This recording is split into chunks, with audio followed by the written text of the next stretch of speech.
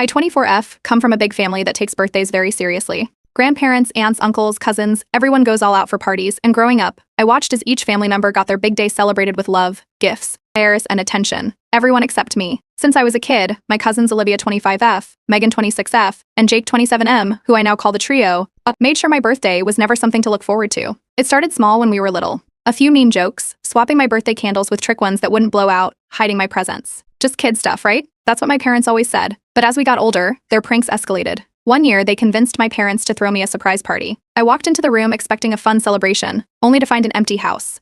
They had sent fake invitations to the entire family, telling them my party had been moved to a later date. I spent the whole day wondering why nobody showed up, while they laughed about it behind my back. Another time, they replaced my actual presents with gag gifts. I unwrapped box after box of ridiculous junk. One year, it was a bunch of mismatched socks. Another year, it was a can of dog food with a ribbon on top. My parents told me to take the joke while everyone else, including my aunt and uncle, laughed along. But my 24th birthday? That was when I finally snapped. That year, I decided to keep my birthday small, just a dinner with close family. No big parties, no room for sabotage. But the trio found a way. Midway through dinner, they stood up and loudly announced they had hired a special guest, just for me. I had a sinking feeling, but before I could say anything, in walked a guy in a tacky, oversized suit with a microphone, singing Telegram.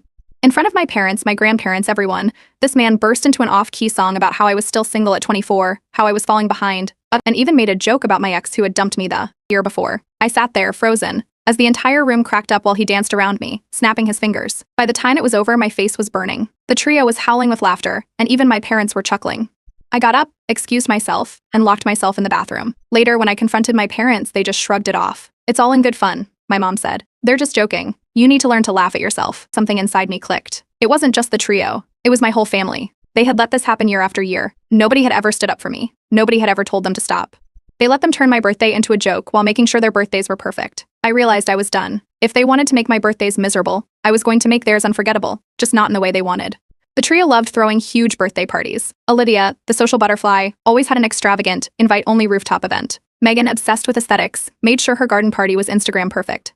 And Jake, the self-proclaimed cool guy, turned his birthday into a massive bar crawl with friends, family, and coworkers. And conveniently, all of their birthdays were coming up in the next few months. I started gathering intel, paying attention to their plans, their guest lists, what mattered most to them. The best revenge wasn't something obvious. No, I needed to make sure that when their birthdays fell apart, it would look like pure bad luck. But I wasn't going to do it alone. My younger brother, Ethan 21M, had always been on my side. He had seen the way they treated me, and he hated them for it. The moment I told him my plan, he was all in. Day first, Olivia. Her party was supposed to be an exclusive, high-end event, so I started spreading a rumor among the family that she actually wanted everyone to come, even those who weren't invited. A few well-placed words in the right group chats, and suddenly aunts, uncles, cousins, people she never intended to invite, were planning to crash her party. Next, Megan.